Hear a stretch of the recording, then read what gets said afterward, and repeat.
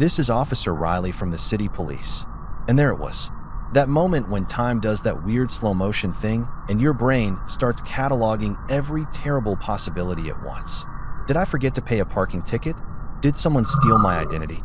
Did my mother finally make good on her threat to report me for never calling? "Your wife's been in an accident," he continued, and my heart just stopped. Like someone had yanked the emergency brake on my entire cardiovascular system. "You should come to the ER immediately." I was already grabbing my keys, my mind racing faster than a caffeinated squirrel. Harper, my wife Harper, the woman who couldn't walk past a coffee shop without stopping for a matcha latte. The one who did hot yoga 3 times a week and said things like, "I'm really working on my core strength," while eating cheese fries. That Harper was hurt, and I needed to get to her right now. But then Officer Riley added, almost casually, like he was mentioning the weather, "We found her with another man. You might want to hurry." I swear to God, I nearly dropped my phone. Another man? Another man? My brain short-circuited like a cheap laptop trying to run Photoshop.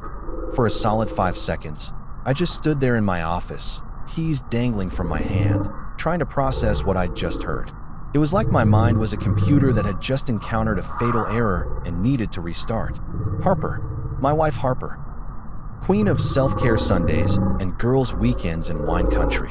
The woman who told me just last month that she needed space to find herself and had apparently found herself right into someone else's passenger seat, or driver's seat, or whatever seat she was occupying when things went south.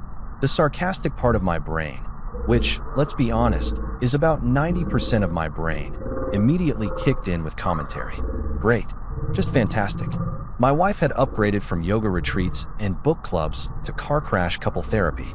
This was fine. Everything was fine. I was totally fine. Spoiler alert, I was not fine. I grabbed my jacket and bolted out the door, my neighbor Mrs. Henderson giving me a weird look as I practically sprinted to my car. She was out watering her roses, as usual, probably judging everyone who passed by. "Everything okay, dear?" she called out, and I just waved without stopping because how exactly do you explain this situation? "Oh yeah, Mrs. Henderson, just peachy. My wife's in the hospital after crashing with her secret boyfriend. Want to borrow some sugar?" The drive to the hospital was a blur of racing thoughts and increasingly creative curse words. My hands gripped the steering wheel so tight, I'm surprised I didn't leave permanent fingerprints. The whole time, my mind was spinning like a hamster wheel on steroids. Was she hurt badly? Who was this guy? How long had this been going on? And why? Did my stomach feel this bizarre mixture of fear, anger, and what I can only describe as vindication? Because here's the thing nobody tells you about suspecting your spouse of cheating. Part of you actually hopes you're wrong. You hope you're just being paranoid, that you're the crazy one for noticing how she stopped asking about your day, or how her phone was suddenly password protected. But another part of you, that dark little corner that you don't like to acknowledge, kind of wants to be right. Just so you know you weren't losing your mind. Just so you have confirmation that your gut wasn't lying to you. I pulled into the ER parking lot doing about 20 over the speed limit and nearly took out a trash can. A security guard shouted something at me, but I was already jogging toward the entrance, my heart pounding so hard I could hear it in my ears. The automatic doors opened with that pneumatic hiss, and I was hit with that unmistakable hospital smell, antiseptic, floor wax, and desperation. The receptionist, a woman with glasses that made her look like an owl, looked up from her computer. "Can I help you?" "Carter. My wife, Harper Carter. She was in an accident. I got a call from Officer Riley." She typed something, nodded, and pointed down a hallway. "3rd floor, trauma wing. Elevator's that way." I didn't wait for the elevator. I hit the stairs, taking them 2 at a time, my dress shoes squeaking on the linoleum like I was in some kind of demented musical number. By the time I reached the 3rd floor, I was winded and my shirt was sticking to my back with sweat. That's when I saw him. The doctor. He was standing outside a room, holding a tablet, looking like he'd been awake for about 72 consecutive hours. Coffee stains decorated his white coat like abstract art, and his eyes had that distant, haunted quality that doctors get when they've seen too much and slept too little. He looked up as I approached, and something in his expression made my blood run cold. "Mr. Carter?" he asked, though it wasn't really a question. "That's me. Where's my wife? Is she okay?" He glanced at the door behind him, then back at me. "Sir, please sit down for a moment." I don't want to sit down. I want to see Harper." The doctor sighed, the kind of sigh that carries the weight of 1,000 difficult conversations. "Mr. Carter, what you're about to see might shock you. I need you to prepare yourself." "Prepare myself? How exactly does one prepare for a moment like this? Deep breathing? Meditation? A shot of whiskey?" I nodded anyway, because what else was I going to do? He pushed open the door, and we walked into the room. The lights were dim, machines beeping softly in that rhythmic way that somehow sounds both comforting and terrifying. And there, in the bed, was a figure covered with a white sheet. My throat tightened. My palms started sweating. Every muscle in my body tensed up like I was about to be hit by a truck. The doctor reached for the sheet, his fingers gripping the edge. He looked at me one more time, a final warning in his eyes, and then pulled it back slowly, deliberately, like he was revealing a magic trick gone horribly wrong. And I almost forgot how to breathe. There she was, Harper, my wife of 7 years, the woman who'd promised to love, honor, and apparently test drive luxury vehicles with strange men. She was lying there, pale as a ghost, bruised like she'd gone 12 rounds with Mike Tyson, and barely recognizable under all the medical equipment they had her hooked up to. Her face was swollen on one side. There was a bandage wrapped around her head, and her arm was in a cast that someone had already started signing, which felt wildly inappropriate given the circumstances. But here's the kicker, the real cherry on top of this disaster Sunday. She wasn't alone in that room. Beside her, in another hospital bed that had been wheeled in, was a man I'd never seen before in my entire life. And trust me, I would have remembered this guy. He looked like he'd walked straight out of a cologne commercial, the kind where everyone's on a yacht and nobody's wearing enough clothes. Tattoos snaked up both his arms in that calculated way that screams, "I paid a lot of money to look this edgy." He had a designer watch on his wrist, a Rolex, because of course it was a Rolex, and no shirt, just bandages wrapped around his torso. His hair was perfectly styled even in unconsciousness, which felt like a personal insult. This was the type of guy who definitely ordered oat milk lattes at overpriced coffee shops and said things like, "Let's manifest abundance," without a trace of irony. The kind of dude who probably had a podcast about entrepreneurship and wellness, and whose Instagram bio definitely included the words life coach and digital nomad. I hated him immediately, which was convenient because apparently my wife had been manifest abundancing all over him. The doctor cleared his throat, pulling me out of my mental spiral. "Mr. Carter, your wife and her companion were found unconscious in a wrecked convertible near Crystal Lake. They were alone, traveling at high speed according to witnesses." Companion. That was a nice, sanitized way to put it. Like he was her travel buddy or her bridge partner, not the guy she was apparently sneaking around with behind my back. I appreciated the doctor's attempt at professionalism, but we all knew what companion meant in this context. "A convertible," I said, my voice coming out weird and flat. Of course it was a convertible, because a responsible sedan would have been too practical for whatever midlife crisis nonsense this is. The doctor didn't react to my sarcasm, which was probably for the best. He'd probably heard worse from other devastated spouses who'd just discovered their marriages were elaborate lies. The vehicle was registered to Mr. Miles Trent, he said, gesturing to the tattoo model in the other bed. According to the police report, they were driving erratically before they lost control on the lake road. Miles Trent. Even his name sounded pretentious. I bet he introduced himself at parties with both names, like he was James Bond or something. "Hi, I'm Miles Trent, and I steal other men's wives and drive convertibles into lakes." I moved closer to Harper's bed, studying her face. Even with all the bruises and swelling, she was still beautiful. That was the worst part.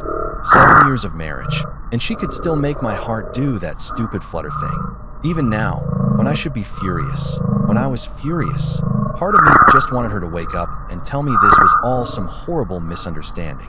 That Miles Trent was actually her long-lost cousin, or a rideshare driver she'd gotten stuck with, or literally anything other than what my brain was screaming at me. "Sir," the doctor said, his voice taking on that careful, measured tone that medical professionals use when they're about to drop a bomb. "I need to tell you something about Mr. Trent." I turned away from Harper, trying to read the doctor's expression. He looked uncomfortable, shifting his weight from foot to foot, clutching that tablet like it was a life preserver. "Let me guess," I said, "he's a yoga instructor." or a life coach, or one of those guys who sells cryptocurrency and essential oils. He's not manifesting anything anymore, the doctor said quietly. It took my brain a second to catch up. Wait, what? Mr. Trent didn't survive the accident, Mr. Carter. I'm very sorry. The room suddenly felt about 20 degrees colder. Dead. The guy was dead. My wife's boyfriend, God, that word tasted like poison in my mouth, was lying there dead in a hospital bed not 5 feet from where I was standing. I looked at him again, really looked at him this time. His chest wasn't moving. The machines around him were silent. He wasn't sleeping or unconscious. He was just gone. My brain, in its infinite wisdom and impeccable timing, decided this was the perfect moment to crack a joke. So she really drove him crazy, huh? The words were out of my mouth before I could stop them. It was morbid. It was inappropriate. It was probably the worst thing I could have said in that moment. But that's what I do when life gets too real. I make jokes. It's either laugh or completely fall apart. And I wasn't ready to fall apart yet. Not here. Not in front of this doctor with his coffee-stained coat and his pitying eyes. The doctor didn't laugh. He just stared at me with this mixture of concern and professional disapproval, like he was trying to figure out if I needed a psych evaluation. Mr. Carter, I understand this is shocking. Shocking. I let out a laugh that sounded slightly unhinged even to my own ears. Doc, shocking is when you find out your favorite TV show got canceled. Shocking is when you bite into what you think is a chocolate chip cookie and it's actually raisin. This. I gestured wildly at the room, at Harper, at the dead guy in the designer watch. This is a Jerry Springer episode come to life. A nurse poked her head in, probably checking to see if the crazy person was becoming a security risk. The doctor waved her off, then turned back to me with that same careful expression. Sir, there's something more you need to know. But not here. This conversation needs to happen somewhere private. Can you come with me? And there it was. That sentence. Those words that every person dreads hearing because they only mean one thing. Whatever you think is bad right now is about to get exponentially worse. When a doctor uses a tone that low, that serious, that loaded with unspoken meaning, you just know your life is about to turn into a Netflix limited series. The kind with a true crime documentary and a Reddit thread dedicated to analyzing every detail. I glanced back at Harper one more time. She looked so small in that hospital bed, swallowed up by white sheets and medical equipment. Part of me wanted to stay, to hold her hand, to be there when she woke up. But a bigger part of me, the part that was running on pure adrenaline and disbelief, needed answers more than I needed to play the devoted husband role.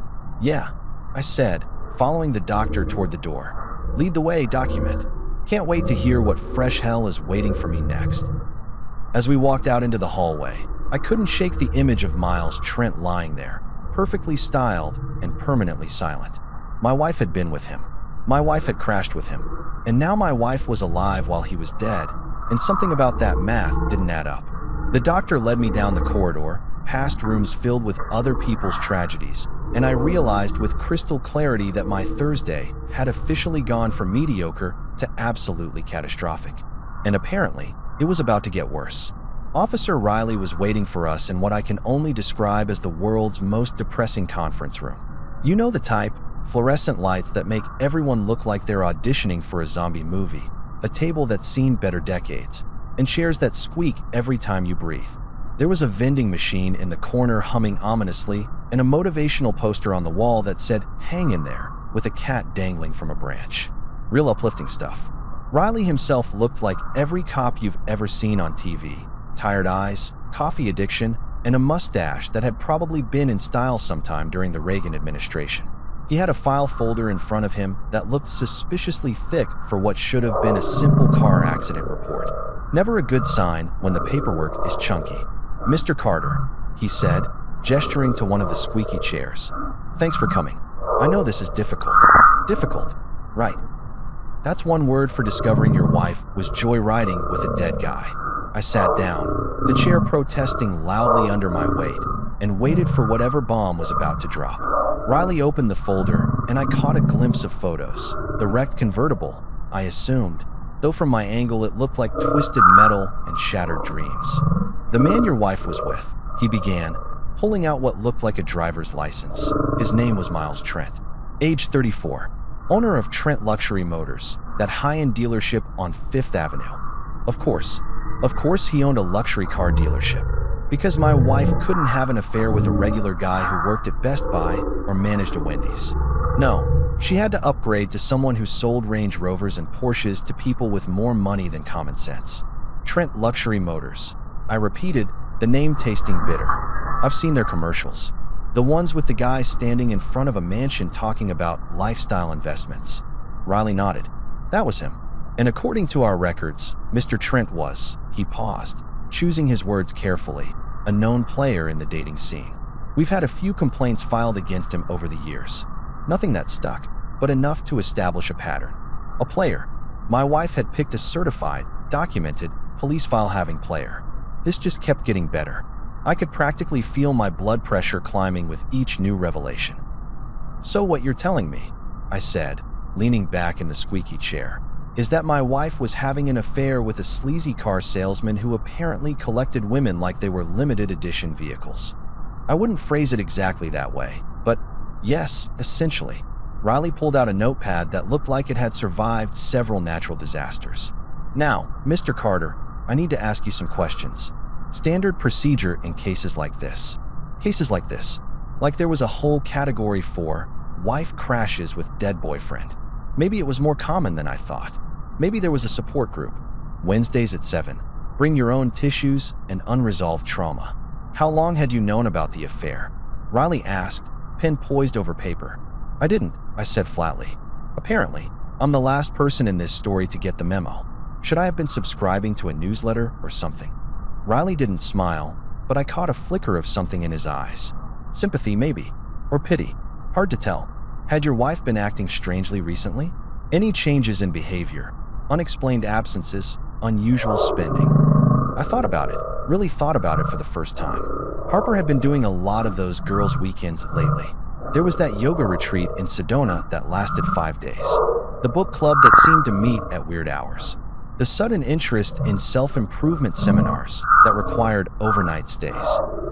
She's been going to a lot of yoga, I said, feeling stupider by the second. And there were these weekend trips. Girls' trips, she said. Wine country, spa resorts, that kind of thing. I thought she was just, I don't know, doing the self-care thing that everyone's obsessed with these days. Riley wrote something down, and I caught a glimpse of his notes. Husband unaware. Multiple absences. Possible long-term affair. Great. Now I was officially documented as the oblivious idiot husband. They'd probably teach a class about me at the police academy. How to spot the warning signs. A case study in male stupidity. Mr. Carter, I need to show you something. Riley pulled out an evidence bag, the kind you see on crime shows, and placed it on the table between us. These items were recovered from the vehicle. You might want to prepare yourself. I was getting really tired of people telling me to prepare myself. How exactly does one prepare for a parade of humiliation? Deep breathing? Meditation? A lobotomy? Inside the bag was a champagne bottle, half-finished, expensive-looking, the kind with a French name I couldn't pronounce. Next to it was a piece of black lace that I really didn't want to examine too closely, but was definitely lingerie. And then there was a card, cream-colored, expensive stationery, the kind you buy at boutique stores that smell like vanilla and charge $15 for a pack of 3. Riley pulled the card out with gloved hands and read it aloud, because apparently this humiliation needed a soundtrack. You make me feel alive. 4 words.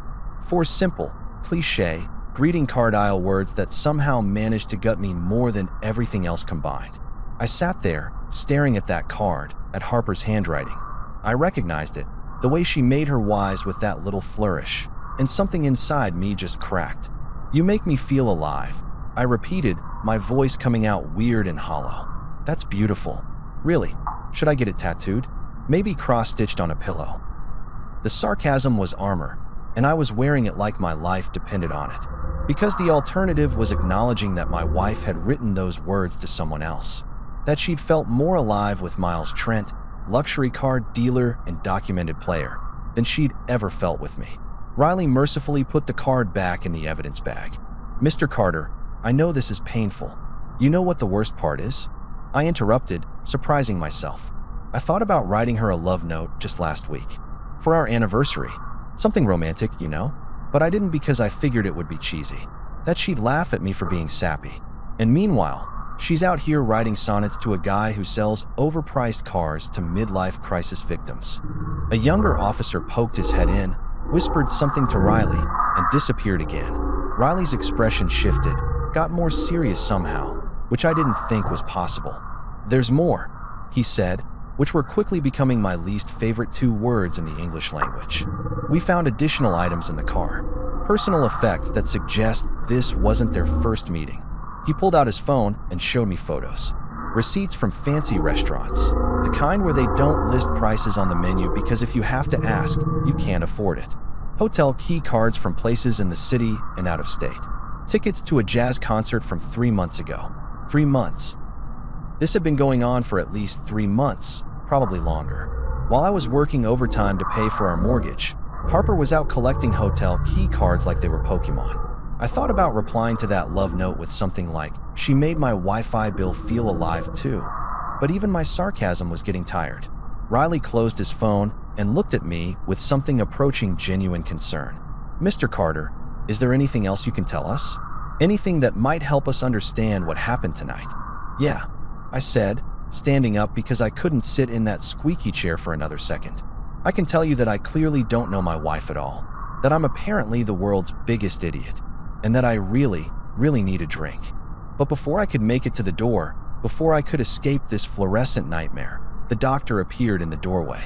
His expression had shifted from tired to grim, and he was holding what looked like lab results. "Mr. Carter," he said, and I knew. I just knew that whatever he was about to say was going to make everything else look like a warm-up act. "We got your wife's blood work back. There's something we found that changes everything."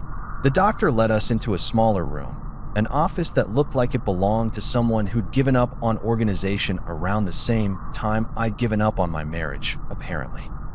Medical journals were stacked haphazardly on every surface.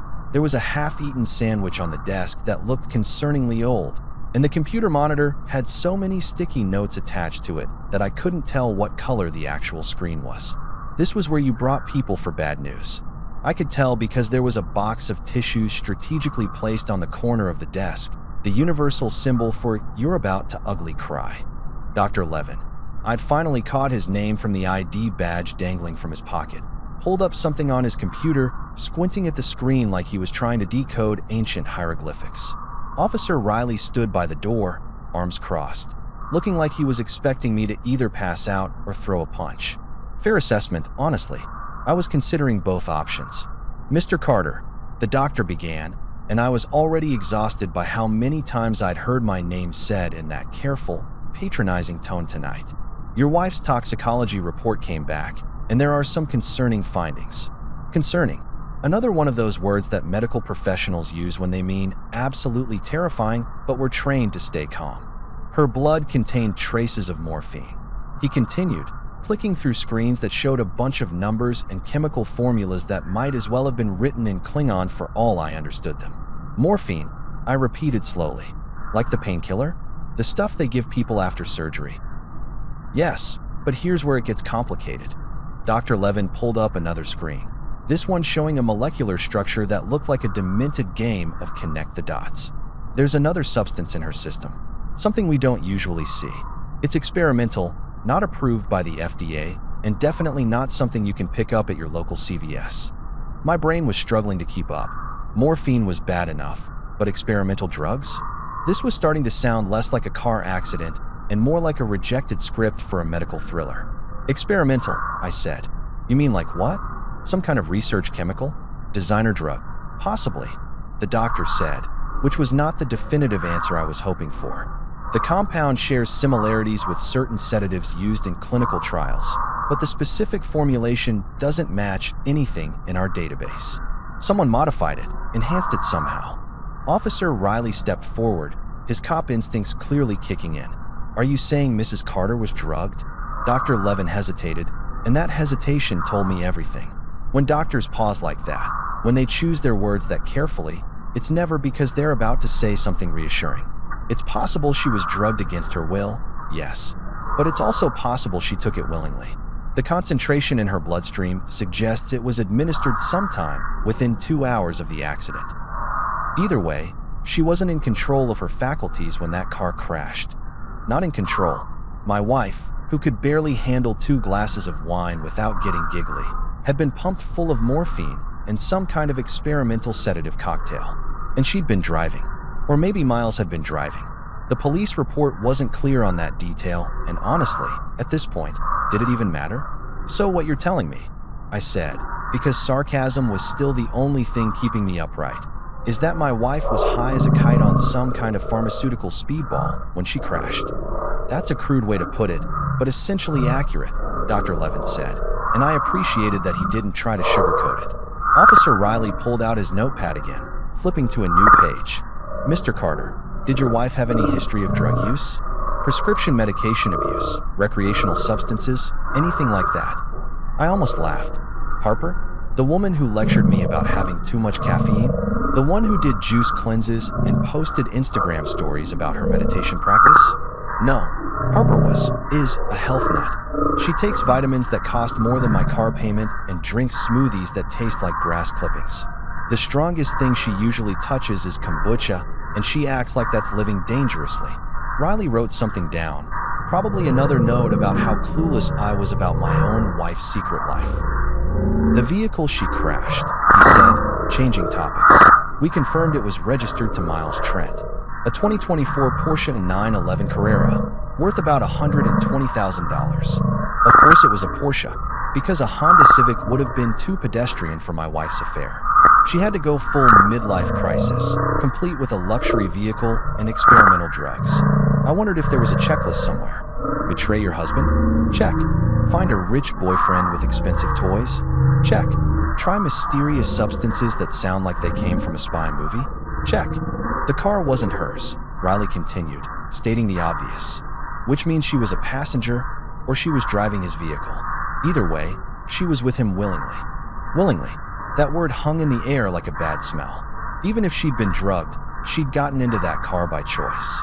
She'd spent time with Miles Trent by choice. Everything leading up to that crash had been a series of choices, and none of them had included me. Dr. Levin cleared his throat, that universal signal for buckle up, because I'm about to make this worse. He looked at me with this expression that I can only describe as pity mixed with dread, like he was about to kick a puppy and felt bad about it. Mr. Carter, there's something else in your wife's blood work. Something we need to discuss. I gripped the armrests of my chair so hard I'm surprised I didn't leave permanent handprints. Of course there is. Why wouldn't there be? Hit me, document. What else you got? Brain parasites? Vampire syndrome? A previously unknown allergy to being a faithful spouse? He didn't smile. Instead, he pulled up another screen. This one showing different numbers that meant absolutely nothing to my non-medical brain. Your wife is pregnant, Mr. Carter. Approximately 8 weeks along, based on the hormone levels. The room tilted, actually physically tilted, like someone had picked up the entire hospital and given it a good shake. Pregnant. Harper was pregnant. The word bounced around in my skull like a pinball, hitting every nerve ending on its way through. 8 weeks. 2 months. I did the math in my head, counting backward, and felt my stomach drop into my shoes. We hadn't had sex in at least 4 months. Maybe 5. We'd been in that dead zone that happens in marriages sometimes, where you're too tired or too stressed or too busy binge-watching Netflix to remember that physical intimacy is supposed to be a thing. I'd noticed, sure, but I figured we'd get back to it eventually. People go through dry spells. It's normal. Except apparently, Harper's dry spell hadn't included everyone. I stared at Dr. Levin, my brain trying to process this new information and failing spectacularly. Doc, I said slowly, my voice coming out strangled. Unless pregnancy can be transmitted via sarcasm or passive-aggressive arguments about whose turn it is to unload the dishwasher, that's not my child. The doctor's expression confirmed what I already knew. Officer Riley looked away, suddenly finding the peeling paint on the wall absolutely fascinating. Even the box of tissues seemed to be judging me. I understand this is difficult to hear, Dr. Levin said, which was the understatement of the century. Difficult? This had blown past difficult about 17 exits ago. This was catastrophic. This was apocalyptic. This was every country song about cheating wives rolled into one nightmare scenario. Does she know? I asked, surprising myself with how steady my voice sounded. About the pregnancy? We haven't had a chance to tell her yet. She's still unconscious. So Harper didn't even know.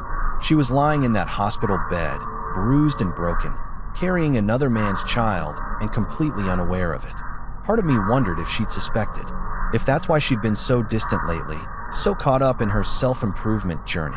Maybe she'd been working up the courage to tell me. Or maybe she'd been planning to pass it off as mine, hoping I wouldn't count the weeks too carefully. I stood up, needing to move, needing to do something other than sit in that chair and absorb blow after blow. So let me get this straight, I said, pacing the small office like a caged animal. My wife was having an affair with a luxury car dealer who's now dead. She was drugged with some experimental substance that might have been given to her against her will. And she's pregnant with his kid. Did I miss anything? Any other fun surprises you want to throw at me? Secret gambling debt? Underground fight club membership? Neither of them answered, which was answer enough. Officer Riley finally spoke up. Mr. Carter, we're going to need to investigate this further. The experimental drug, the circumstances of the crash. This is looking more complicated than a simple accident. Yeah, I said, laughing without humor. You think? By morning, the hospital had transformed into what I can only describe as a three-ring circus, except instead of elephants and clowns, we had grief-stricken relatives and news vans. I'd spent the night in one of those waiting room chairs that are scientifically designed to prevent human comfort, drinking coffee that tasted like it had been brewed sometime during the Bush administration, and I'm not sure which Bush. My back felt like I'd been hit by the same car that took out Harper and Miles, and I'm pretty sure I had a permanent crick in my neck that would require a chiropractor and possibly an exorcist to fix. That's when they arrived. Harper's parents, Duncan and Patricia Whitmore, driving up in their Mercedes like they were arriving at a country club instead of a hospital where their daughter was lying unconscious after crashing with her dead boyfriend. I saw them through the window, Patricia already dabbing at her eyes with a handkerchief that probably cost more than my monthly grocery budget, and Duncan looking like he'd just been informed that his stock portfolio had taken a hit. I briefly considered making a run for it, just bolting out the back entrance and starting a new life in Montana or somewhere equally remote. But before I could formulate an escape plan, they were through the doors, and Patricia's wailing had reached a frequency that I'm pretty sure violated several noise ordinances. "Where is my baby?" she shrieked, loud enough to wake patients in neighboring hospitals. Several nurses looked up from their stations with expressions that ranged from sympathetic to deeply annoyed. Patricia Whitmore had that effect on people. She could make a scene at a library opening. I stood up, bracing myself, and Patricia zeroed in on me like a heat-seeking missile. "Ryan," she sobbed, my name coming out as a theatrical wail that belonged on a soap opera. She rushed toward me, arms outstretched, and for a horrible moment, I thought she was going to hug me. Instead, she stopped about 3 feet away and pointed an accusatory finger. "This is your fault." "Excuse me? My fault?" I wasn't the one driving around with a dead luxury car dealer while hopped up on experimental drugs. But sure, let's blame the guy who was at home debugging server code. That made perfect sense. "Patricia, maybe we should." I started, but she was on a roll. "If you had been a better husband, if you had paid attention to her, she wouldn't have needed to find comfort elsewhere." The handkerchief was working overtime now, dabbing at tears that I suspected were at least 50% performance art. Duncan finally stepped in, placing a hand on his wife's shoulder in that way wealthy men do when they're trying to appear both authoritative and compassionate. He looked at me with an expression that could freeze helium. Duncan Whitmore had never liked me. From the moment Harper brought me home 7 years ago, he'd made it clear that an IT specialist wasn't exactly what he'd envisioned for his daughter. He'd probably been hoping for a surgeon or a corporate lawyer, someone who played golf and used words like quarterly earnings in casual conversation. "Carter," he said, my last name dripping with distaste.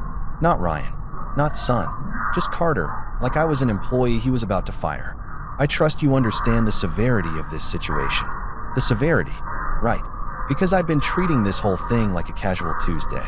"I'm aware, Duncan," I said, keeping my voice level even though I wanted to scream. "Your daughter's in the ICU after crashing with her boyfriend. I'm pretty up to speed on the severity." Patricia gasped like I'd just sworn in church. Boyfriend? How dare you speak about her like that? My Harper would never. She's not. This is slander." I almost laughed. "Slander?" There was a dead guy in the morgue and enough evidence to fill a police report the size of a phone book. But sure, I was making it all up for fun. This was exactly how I wanted to spend my Thursday night and Friday morning, being accused of lying about my wife's affair by her delusional mother. A nurse, Jessica, according to her name tag, approached us cautiously, like she was dealing with wild animals at the zoo. "Folks, I'm going to need you to keep your voices down. This is a hospital, and we have other patients who need rest." Patricia turned her theatrical despair on Jessica. "My daughter is dying, and you're worried about noise." "Your daughter isn't dying, ma'am," Jessica said with the patience of someone who dealt with hysterical family members before and would definitely need therapy later. "She's stable and resting.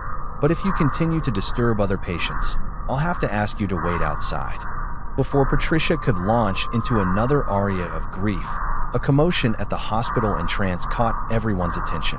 News vans, 3 of them, pulling into the parking lot with satellite dishes extended like mechanical flowers reaching for the sun. Reporters were piling out, camera crews in tow, all of them looking like sharks that had just smelled blood in the water. "Oh, perfect," I muttered, because this situation definitely needed media coverage. Turns out, Miles Trent's dealership was big enough to attract attention. Trent Luxury Motors wasn't just some small-time operation. It was the place where tech bros bought their Teslas and mid-level executives leased their BMWs to impress people they didn't like. Miles had been a minor celebrity in local business circles, the kind of guy who got quoted in the business section talking about market trends and consumer psychology. One of the reporters, a woman with hair so perfectly styled it looked bulletproof, was already setting up outside the entrance. I could see the headline forming: "Local car mogul's affair ends in fiery crash." Or maybe "Luxury and tragedy, the dark side of success." They'd probably dig up every photo of Miles looking successful and every detail about the crash, turning it into a cautionary tale about wealth and infidelity. My phone started buzzing. Text messages from people I hadn't heard from in years, all of them somehow having seen the news already. Social media was probably exploding. I imagined the posts. "OMG, did you see about Harper Carter? I always thought she seemed shady. Her husband must be devastated. Or worse, her husband probably drove her to it." Jessica the nurse touched my arm gently, her expression softening. "You poor man," she whispered, low enough that Patricia couldn't hear. "I've been doing this job for 15 years, and I've never seen anything quite like this situation." I almost laughed. "Trust me, ma'am, poor isn't the word. Try catastrophically unlucky, or cosmically pranked. At this point, I'm expecting a piano to fall on my head just to complete the experience." She smiled sympathetically. "Is there anyone we can call for you? Family? Friends?" I thought about it. My parents were retired in Arizona, and the last thing I wanted was to drag them into this nightmare. My brother would just make jokes and tell me I should have seen it coming. My friends from work would be sympathetic, but ultimately useless, because what do you even say in a situation like this? "Sorry your wife was pregnant with another man's baby after crashing his Porsche?" Hallmark doesn't make a card for that. "I'm good," I said, which was possibly the biggest lie I'd ever told. "But thanks." As Patricia continued her dramatic performance for anyone within earshot, and Duncan made phone calls in the corner. Probably to his lawyer, because rich people's first instinct is always to lawyer up. I found myself watching the doctor. Dr. Levin was at the nurse's station, talking quietly with another physician, and something about his body language was off. He kept glancing toward Harper's room, then at his tablet, then back at the room. His shoulders were tense, his jaw tight, and he had that look people get when they're carrying a secret that's slowly eating them alive. The experimental drug, the mysterious substance they'd found in Harper's blood. Why had Harper been driving that night, if she had been driving at all? And why did the doctor seem so nervous every time I asked questions about the toxicology report? The shock was starting to wear off, that initial numbness that comes with trauma beginning to fade, and in its place was something sharper. Curiosity, the same instinct that made me good at my job, that need to dig into problems, to find the missing piece, to understand how systems worked or why they failed. Something about this whole situation didn't add up. The drugs, the crash, the timing, Miles being under investigation. It felt like I was looking at a puzzle with half the pieces missing, and the more I thought about it, the more I realized that maybe Harper wasn't just a cheating wife. Maybe she was a victim. Or maybe I was just desperately trying to find an explanation that didn't make me feel like a complete idiot. Either way, I needed answers. Harper woke up around noon, which was perfect timing because I'd just reached that delirious stage of exhaustion where everything seems slightly unreal, like you're living inside a fever dream directed by someone with a really twisted sense of humor. I was in the cafeteria, choking down what the hospital generously called a sandwich. It was more like someone had looked at bread and lunch meat and decided they were enemies that needed to be pressed together against their will, when my phone buzzed with a text from Jessica the nurse. "She's awake. Asking for you. Asking for me." After everything, Harper was asking for me. Part of me wanted to throw my phone in the trash and just keep walking until I hit Canada. But another part, the part that apparently hadn't learned its lesson about hope and marriage, needed to hear what she had to say. I took the stairs back up to the ICU, partly for exercise and partly because the elevator was packed with Patricia and her entourage of concerned friends who'd shown up like it was awake. The stairwell was quiet, just the echo of my footsteps and the sound of my own thoughts screaming at me to turn around. When I pushed open the door to Harper's room, she was sitting up slightly, propped against pillows, looking like she'd gone 10 rounds with a cement mixer and lost spectacularly. The swelling in her face had gone down a bit, but the bruises were really coming into their own now. A spectacular array of purples and yellows that would have made a sunset jealous. Her eyes, though, were alert, scared, and when she saw me, something flickered across her face that I couldn't quite read. "Ryan," she whispered, her voice hoarse and cracked. The machines around her beeped steadily, a rhythm that felt almost accusatory. "Beep. Your wife cheated. Beep. She's pregnant. Beep. Your life is a dumpster fire." I stood in the doorway, not quite ready to commit to entering fully. "Harper." She looked past me, toward the hallway, her eyes darting like she was expecting someone else to burst in. Then she focused back on me, and the first words out of her mouth weren't, "I'm sorry," or "I can explain," or even "Where am I?" They were, "Did you tell anyone?" I blinked, actually blinked several times, trying to process what I'd just heard. Did I tell anyone? That was her opening line. Not, "Thank God you're here," or "I made a terrible mistake." Just a panic-stricken question about whether I'd spilled her secrets. "Tell anyone?" I repeated slowly, feeling that familiar sarcasm rising up like bile. "You mean, did I tell anyone that you crashed your boyfriend's Porsche while high on experimental drugs? Or did I tell anyone that you're pregnant with his kid? Because yeah, Harper, I took out a billboard on the highway. Got a real good rate, too." She flinched like I'd slapped her, and tears started streaming down her face, cutting through the bruises. "Ryan, please." "Please what?" I stepped into the room, closing the door behind me because whatever this conversation was about to become, I didn't need Patricia bursting in and making it worse. "Please don't be angry. Please understand. Please pretend I didn't spend the last 12 hours finding out that my entire marriage was a lie." "It's not what you think," she sobbed, and I actually laughed. Actually laughed out loud like a crazy person, because that had to be the most cliché sentence in the history of infidelity. That's what they all said, right? Every cheater in every movie, every country song, every terrible reality TV show. "Really?" I said, crossing my arms. "Because I think it's exactly what everyone on Twitter thinks. You were having an affair with Miles Trent, luxury car dealer and apparently amateur pharmacist. You crashed his car. He died. You didn't. And now you're pregnant with a baby that's definitely not mine since we haven't had sex since the Obama administration. Did I miss anything? Please, enlighten me on what I'm misunderstanding about this situation." Harper's face crumpled, and for a moment I felt bad. She looked so small in that hospital bed, so broken and scared. But then I remembered the evidence bag with the lingerie and the champagne and that stupid love note. "You make me feel alive." And the sympathy evaporated. "Miles was blackmailing me," she said quietly, and the room suddenly felt about 20 degrees colder. I stared at her. "Excuse me." "He was blackmailing me, Ryan. I wasn't. It wasn't an affair. Not really. Not like you think." She was talking faster now, words tumbling out like she'd been holding them in for too long. "He had videos of me. Compromising videos. He said he'd leak them, send them to your work, to my parents, to everyone we know, unless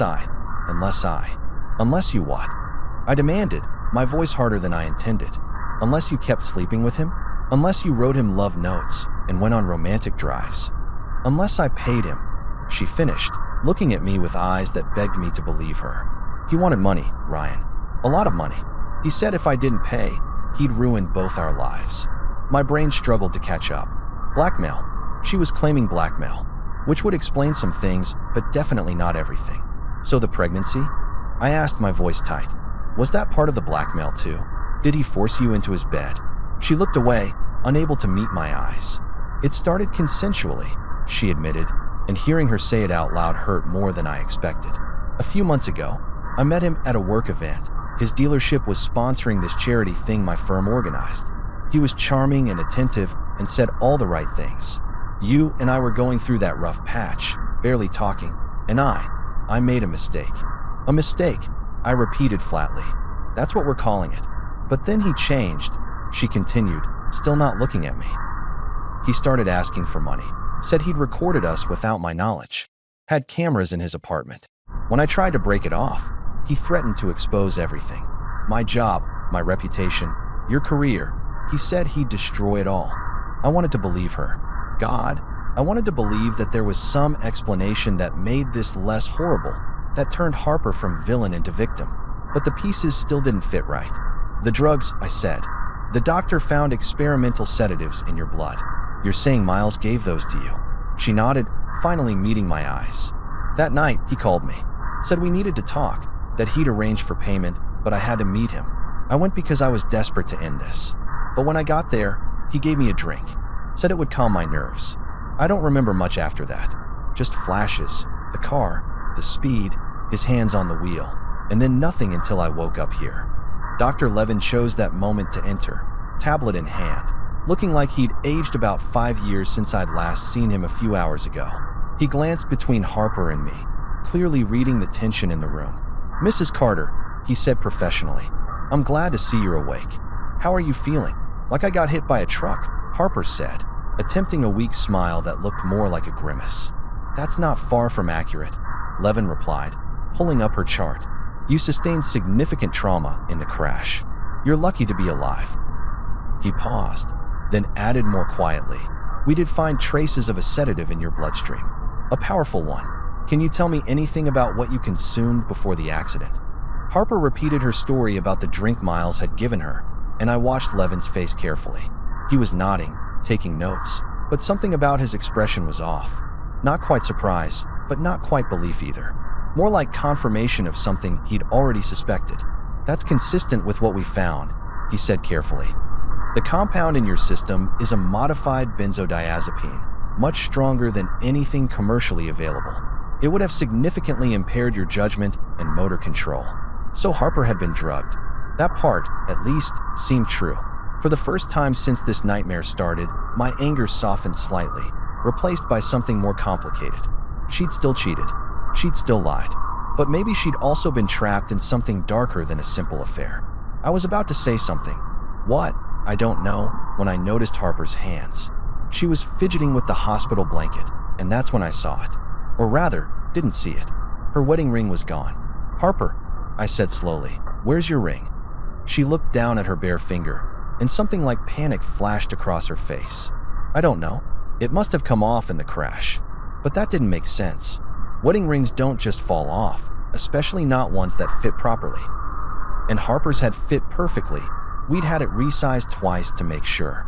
Your phone, I said, another piece clicking into place. Where's your phone? The police have it, she said quickly. Too quickly. They took it as evidence. I looked at Dr. Levin. Is that true? He checked his tablet, scrolling through notes. According to the report, no personal effects were recovered from the vehicle except what was in the evidence bags Officer Riley showed you. No phone, no jewelry.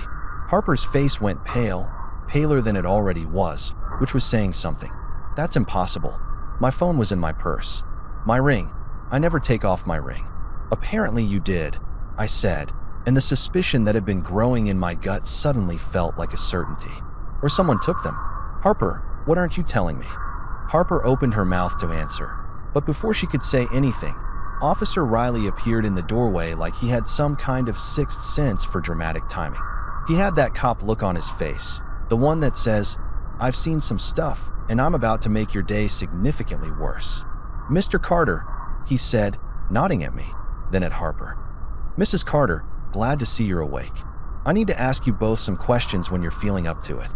Harper shifted in her bed, wincing from what I assumed was a combination of physical pain and the realization that she was about to be interrogated by the police. "I can talk now," she said quietly, her voice still scratchy. Riley pulled up one of those uncomfortable hospital chairs and sat down, pulling out that weather-beaten notepad of his. "Mrs. Carter, can you walk me through the events of last night? Start from the beginning. When did you first make contact with Mr. Trent?" As Harper started recounting her story, the phone call, the meeting, the drink, I found myself studying her face for tells. After 7 years of marriage, you learn someone's patterns. The way her left eye twitched slightly when she was nervous. How she touched her collarbone when she was lying. And right now, she was doing both. Riley was taking notes, his pen scratching across the paper in quick, efficient strokes. When Harper finished her version of events, he looked up with an expression I couldn't quite read. "Mrs. Carter, we've been going through Mr. Trent's background. Turns out he wasn't just a car dealer." Here we go, I thought. More fun revelations. At this rate, we discover Miles was also a part-time spy or underground cage fighter. Miles Trent was under investigation by the Financial Crimes Division, Riley continued, and I saw Harper's face drain of what little color it had left. Fraud, money laundering, embezzlement. His dealership was apparently a front for moving money around. "We're talking millions of dollars, Mrs. Carter." "I didn't know," Harper said quickly. Too quickly. I had no idea he was involved in anything illegal. So not only was my wife pregnant with a dead man's baby, she might also be implicated in a financial crimes investigation. This was just fantastic. We could write a country song about this. It would top the charts. "Mr. Carter," Riley turned to me. "Did your wife ever discuss her work with you? Mention anything about Trent or his business dealings?" I thought back over the past few months, trying to remember if Harper had said anything. But honestly, we'd barely been talking at all. Our conversations had devolved into logistics. Who was picking up groceries? Whose turn it was to deal with the lawn guy? What we were watching on Netflix? The deep stuff, the work stuff, the real conversations? Those had dried up sometime around New Year's. "No," I said. She kept her work pretty private. Said it was confidential client information, attorney-client privilege, or whatever the accounting version of that is. "Accountant-client privilege isn't really a thing," Riley noted, which seemed like an unnecessarily pedantic point to make given everything else going on. "Mrs. Carter, I'm going to need access to any files you have related to the Trent account. Emails, documents, financial records, everything." Harper's hand went to her throat, that nervous tell again. "They're on my work computer. And my phone. But I told Ryan, I don't know where my phone is. It wasn't with me when I woke up." Riley flipped through his notepad to a page marked with a yellow sticky note. "Actually, Mrs. Carter, that's something I wanted to ask about. We found several items in the wreckage. The champagne bottle, some clothing, Mr. Trent's wallet and phone. But your personal belongings? Your phone, your purse, your jewelry? Nothing. It's like they were removed from the scene." The room got very quiet. Even the machines seemed to stop beeping for a moment, like they were waiting to hear the answer. "Removed?" Harper repeated. "But that doesn't make sense. Why would someone take my things?" "That's what we're trying to figure out," Riley said. "Mr. Carter mentioned you're missing your wedding ring as well." I held up my left hand, where my own ring still sat. She never took it off. Ever. Even when she was sleeping or showering. It was practically welded to her finger. Riley made another note. "So either it came off in the crash, which seems unlikely given that we found Mr. Trent's watch still on his wrist, or someone took it, along with your phone and purse." "But who?"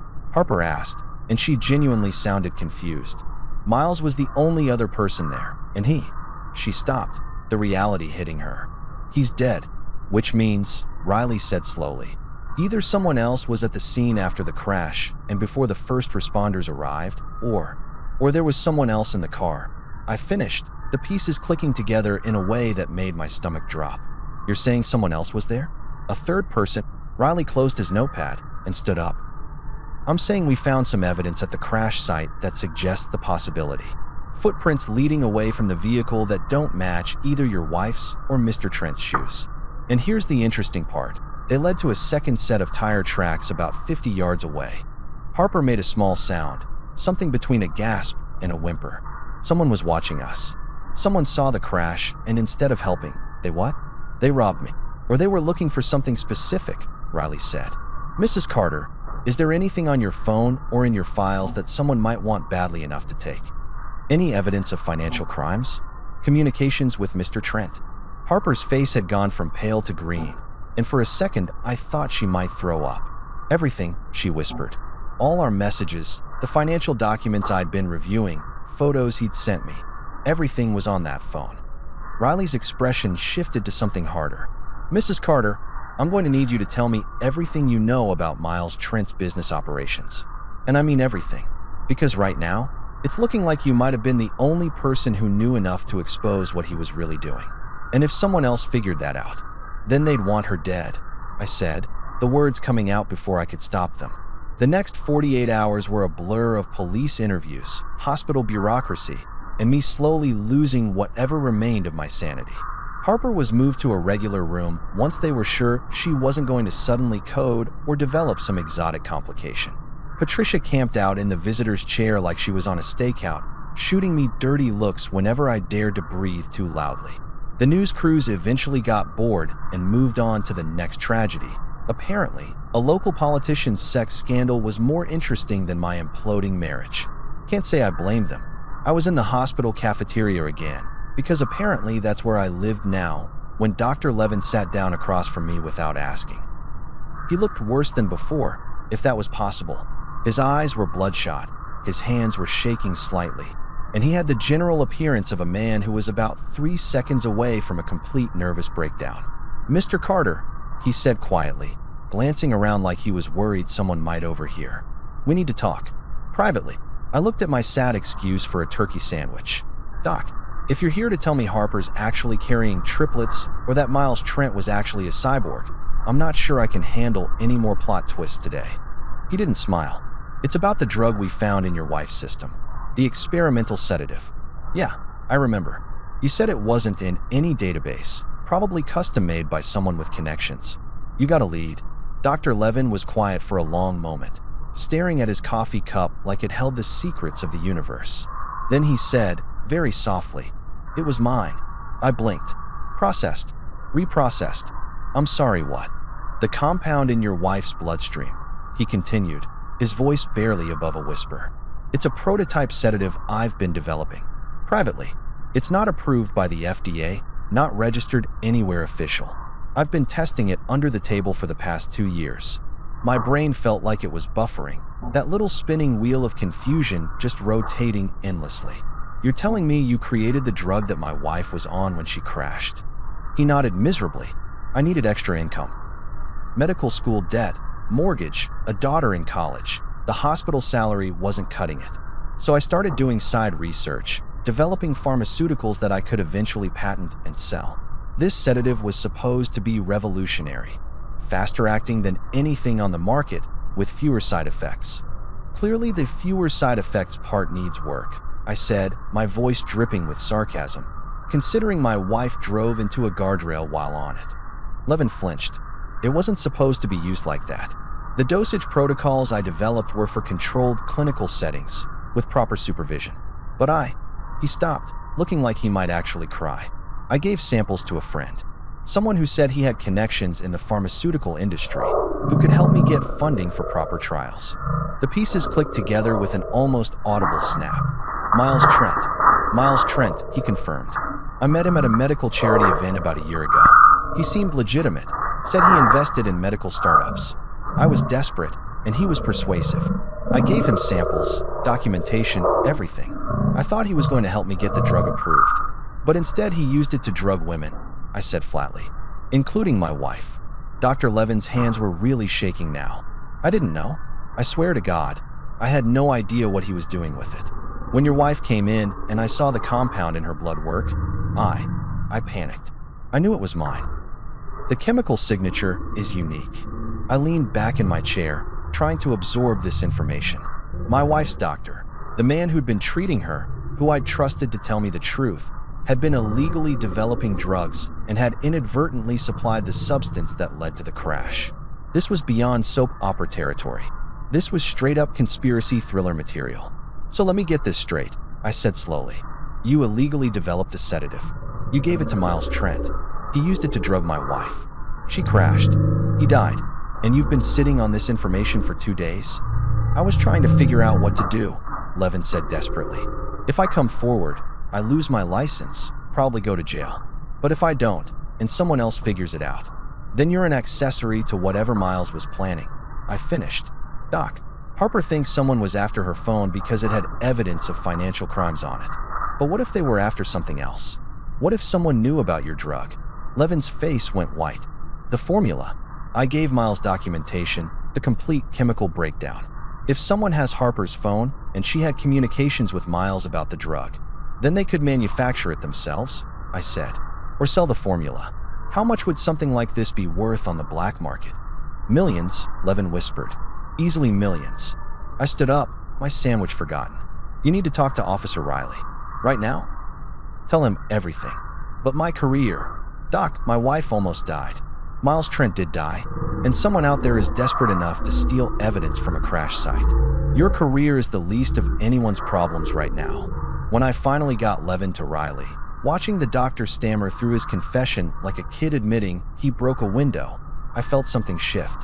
For the first time since that phone call on Thursday, the pieces were starting to fall into place.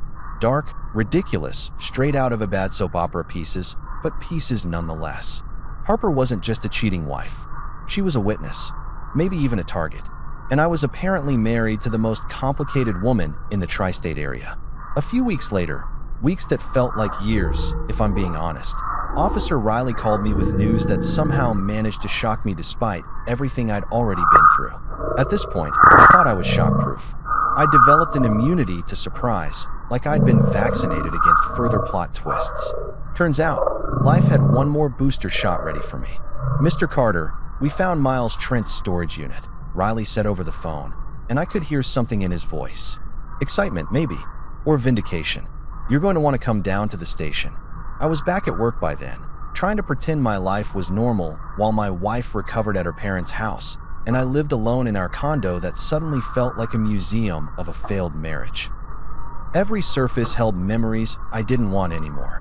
The coffee maker we'd bought together, the couch where we'd binged entire seasons of shows, the wedding photos on the wall that now felt like evidence of the world's longest con. The police station was exactly as depressing as I remembered from my previous visits.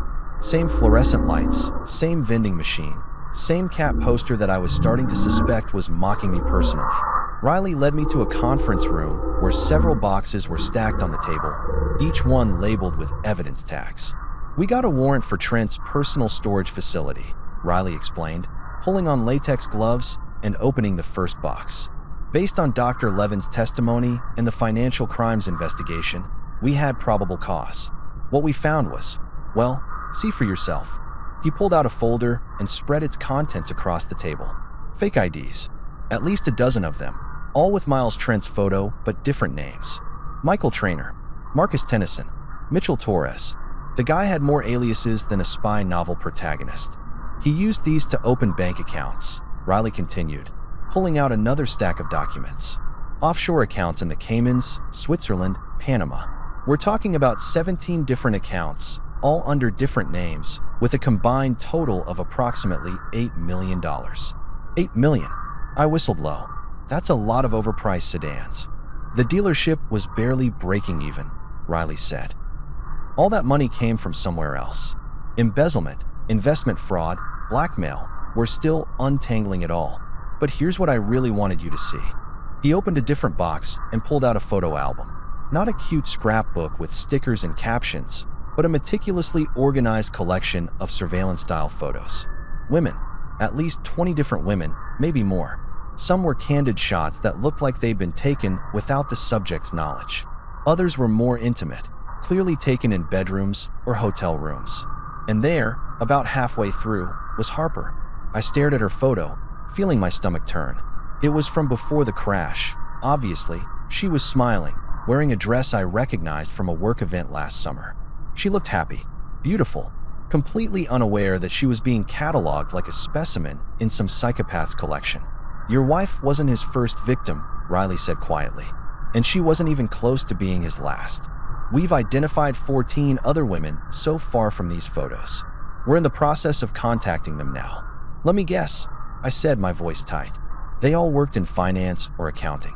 They all had access to other people's money. Riley nodded. Most of them worked at firms that handled high-net-worth clients. Trent would romance them, get access to their work computers or files, use the information for his fraud schemes. If they caught on or threatened to expose him, he'd switch to blackmail. Hidden cameras, compromising photos, threats to ruin their careers. I thought about Harper, about how scared she'd looked when she told me about the videos, how desperate she'd sounded, and I realized with a sinking feeling that she'd been telling the truth. Maybe not about everything. She'd still cheated, still made choices that destroyed our marriage, but about being trapped, about being a victim. Some of these women paid him, Riley continued. Thousands of dollars over months or years just to keep him quiet. Others just disappeared from his life, and we're not sure if that's because he let them go or because something worse happened. We're still investigating. The implications of that hung in the air like a bad smell. Something worse. Other women who maybe didn't survive their encounters with Miles Trent. Other crashes that weren't accidents. Over the next few days, the story exploded bigger than before. The first news coverage had been about a car dealer's affair gone wrong. Now it was about a criminal enterprise, a predator who'd used his charm and his business as cover for years of fraud and exploitation. The tabloids went crazy, naturally. Every news outlet from CNN to the local community blog was running stories. The headlines shifted. Car mogul's dark secret. Years of fraud and blackmail exposed. Wife of IT specialist helps uncover criminal ring. Multiple women come forward against dead dealership owner. That IT specialist was me, by the way. My 15 minutes of fame consisted of being referred to as the husband in articles about my wife's criminal boyfriend. Not exactly how I'd imagined making the news. Harper testified against Dr. Levin in exchange for immunity. She handed over everything she had. Email records she'd backed up to a cloud server Miles didn't know about. Financial documents she'd photographed as insurance. Text messages that showed his threats.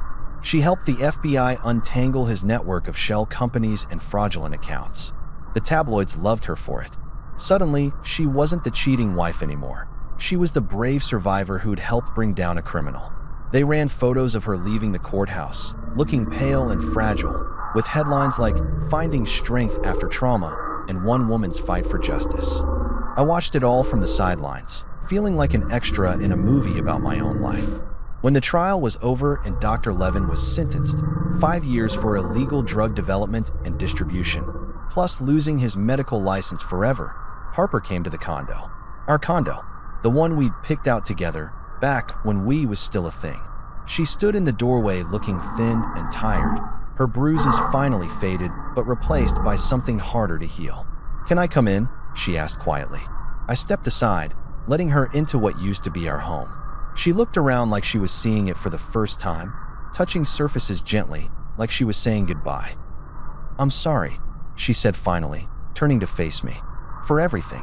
For the affair, for the lies, her voice broke. I was scared and stupid, and I made terrible choices. But I never meant for any of this to happen." "I know," I said, and I meant it. I believed that she'd been scared, that she'd been manipulated and trapped. That Miles Trent had been a predator who targeted her specifically because she was vulnerable. But that didn't change what she'd done. It didn't erase the betrayal or rebuild the trust that had been shattered. Understanding why someone hurt you doesn't automatically heal the wound. "Can you forgive me?" she asked, tears streaming down her face. Can we try again?" I looked at her, really looked at her, and saw the woman I'd fallen in love with 7 years ago. But I also saw a stranger. Someone who'd been capable of secrets I never suspected, of choices I didn't understand. "I don't know," I said honestly. "Maybe someday. But right now? Harper, I don't even know who you are anymore." She nodded, crying harder, and I felt something in my chest crack. Not break, it was already broken. Just crack a little more. That's when my phone buzzed. A letter had arrived at the condo, forwarded from the hospital. From Dr. Levin. Prison mail. I opened it right there, Harper watching, and read words that made my blood run cold. "Mr. Carter, I never told you everything. Miles had a partner. Someone close to your wife, someone who knew about the drug and the fraud operation. They were after something hidden in her firm's servers. The crash wasn't random. Be careful who you trust. There's still someone out there who wanted Harper dead. I looked up at Harper, who'd gone white as a sheet. What does he mean? Someone close to me, she whispered. Before I could answer, there was a knock at the door. Months later, I was standing in my living room at 3 a.m, holding a screaming baby and questioning every life choice I'd ever made. Not just the big ones, like staying with Harper or believing that our marriage could somehow survive industrial strength betrayal and a criminal investigation, but also the smaller decisions, like why I'd thought having a second cup of coffee at 9 p.m. was a good idea, or why I'd ever believed that babies were cute instead of recognizing them for what they really are, tiny dictators who communicate exclusively through screaming. The baby, our baby, somehow, against all odds and basic mathematics, was named Oliver. Oliver James Carter. He had Harper's eyes and my complete inability to sleep at reasonable hours. The DNA test had come back 3 weeks after he was born, and I'd stared at those results for a solid 10 minutes, reading and rereading the words 99.9% probability of paternity like they were written in ancient Sanskrit. Turns out, Harper had gotten pregnant during one of those rare nights when we'd actually managed to connect physically before everything went to hell. The timeline matched up once we really looked at it. She'd been about 6 weeks along when she met Miles, not 8 like the first estimate suggested. The universe, in its infinite sense of humor, had decided to play the longest, cruelest prank imaginable, letting me think I was raising another man's kid for months, letting that belief poison everything, only to reveal that nope, surprise, the baby was mine all along. Science really is full of plot twists. Someone should write a strongly worded letter to whoever's in charge of irony. Oliver finally stopped screaming and started making those gurgling sounds that babies make when they're either content or plotting your demise. Hard to tell which. I walked him over to the window, looking out at the city lights, and tried to remember what sleep felt like. It had been a concept once, a thing I used to do regularly. Now it was like a legend, a myth, something I told stories about to other exhausted parents. I once slept for 8 consecutive hours, I'd say, and they'd look at me with awe and disbelief, like I was describing seeing a unicorn. Harper was asleep in our bedroom again, because apparently I was either very forgiving or very stupid, and the jury was still out on which. After everything that happened, the trial, the media circus, the revelation about Miles's criminal enterprise, we tried separation. I'd moved into a hotel for a month while she stayed with her parents. We'd done therapy, both individual and couples, with a therapist who charged enough per hour that I'm pretty sure she could have retired after treating us alone. And slowly, painfully, like setting a broken bone that hadn't healed right the first time, we tried to rebuild something. Not the old marriage that was dead and buried along with Miles Trent and my naive trust in happy endings, but something new, something built on the wreckage of what we'd been, constructed from honesty and fear and the desperate hope that people could actually change. Some days it felt possible. Other days it felt like we were cosplaying as a functional couple, going through motions without any real substance behind them. Tonight, at 3 a.m. with a baby who decided sleep was for the weak, I honestly couldn't tell which kind of day tomorrow would be. I walked back to the bedroom. Oliver finally conked out against my shoulder and found Harper sitting up in bed. She was pale in the moonlight coming through the curtains, her hair messy from sleep, looking like both a stranger and the woman I'd fallen in love with 7 years ago. It was disorienting, that double vision, like one of those optical illusions where you can see either a vase or 2 faces, depending on how you look at it. "Is he down?" She whispered, and I nodded, gently placing Oliver in the bassinet next to our bed. He stirred but didn't wake, which felt like a minor miracle. "For now," I said, climbing back into bed. "But I give it 30 minutes before he's back up demanding attention and possibly my soul." Harper smiled slightly, that sad smile she'd perfected over the past few months. "You're good with him," she said quietly. "Better than I thought you'd be." "Yeah, well, turns out threatening to debug his crying like he's malfunctioning software actually works sometimes." Who knew? We lay there in the darkness, not quite touching, but not quite separate either. This was our life now, this weird liminal space between together and apart, between forgiveness and resentment, between hope and resignation. That's when I remembered the letter. It had arrived 2 weeks ago, forwarded from my work address this time. Prison mail again, Dr. Levin's handwriting on the envelope, and I'd almost thrown it away without reading it. I'd gotten 3 letters from him already. The first warning about Miles's partner, the second apologizing profusely for his role in everything, the third rambling about redemption and second chances. I was tired of Levin's guilt and his confessions and his desperate attempts to be absolved by the people he'd hurt. But something made me open this one. Maybe curiosity, maybe stupidity, probably both. The letter was short, just a few lines. Mr. Carter, I never told you everything. I was afraid, but I can't die with this secret. The experimental drug I gave Miles wasn't just a sedative. It has another property I discovered during testing. It can enhance suggestibility, make people more compliant. That's why he wanted it. Not to sedate them, but to control them. I think Harper knows more than she told you. I think she saw something that night, something she can't remember because of the drug. Ask her about the servers at her firm. Ask her what Miles really wanted. There's still something more you need to know. I'd read that letter about 50 times, each time feeling sicker. Enhanced suggestibility. Mind control, basically, dressed up in scientific language. Miles hadn't just been drugging women to assault them or blackmail them. He'd been literally controlling them, making them compliant, making them do things they wouldn't normally do, including Harper. I'd asked her about it, about what she remembered from that night.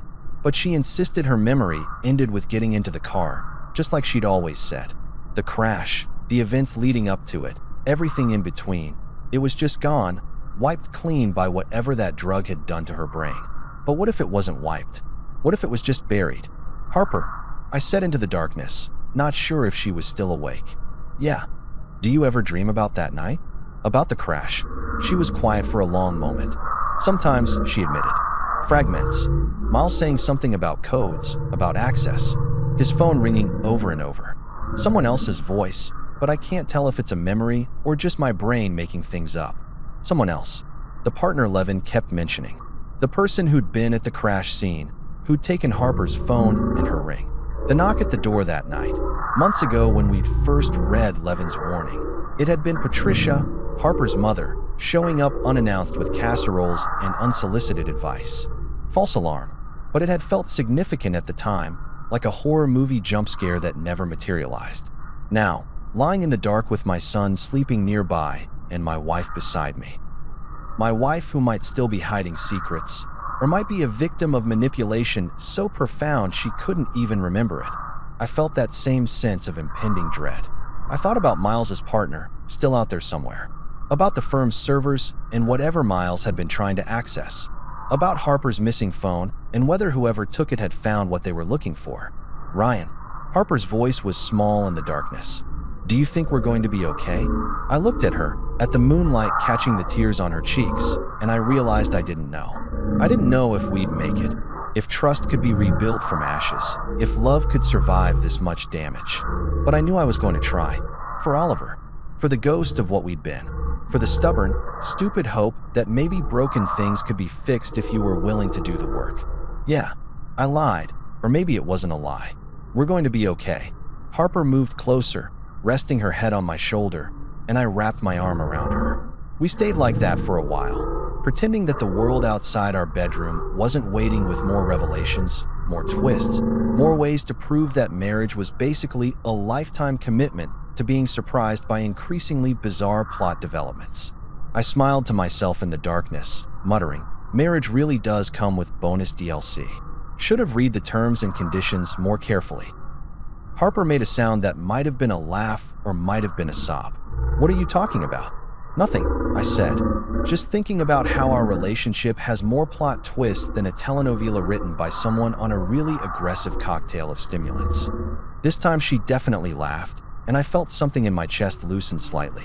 Not heal. It was going to take a lot more than shared dark humor to fix what had been broken. But maybe, just maybe, we were taking the first real steps towards something that looked like recovery. Oliver stirred in his bassinet, making those pre-crying sounds that every parent learns to dread. I started to get up, but Harper beat me to it, lifting our son with a gentleness that made my throat tight.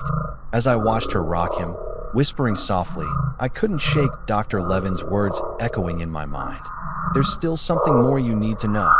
Because of course there was. There was always something more. I turned off the bedside lamp. plunging the room into darkness except for the glow of the city outside. And I lay there, ready as anyone could be, for whatever crazy twist life had left up its sleeve.